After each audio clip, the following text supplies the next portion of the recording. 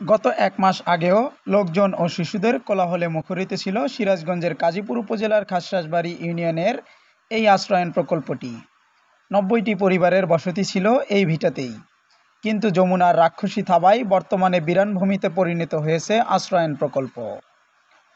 যমুনার গর্ভে বিলীন হয়ে যাবার ভয়ে আশ্রয়ণ প্রকল্পের বাসিন্দারা নিজ নিজ ঘর ও আসবাবপত্র নিয়ে পাড়ি জমিয়েছেন অন্যত্র। আশ্রয়ণ প্রকল্পের অনেক পরিবারই জানে না তাদের পরবর্তী ঠিকানা কোথায় হবে।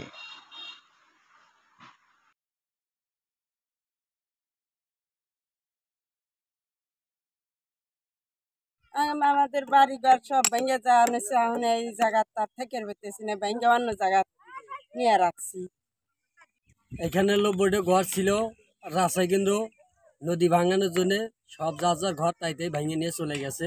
আঙ্গুর এখনো অস্থায়ী হওয়া গেছে গা। কোন জায়গায় যাওয়া দাঁড়ামু, কোন জায়গায় যামু নির্দিষ্ট নাই।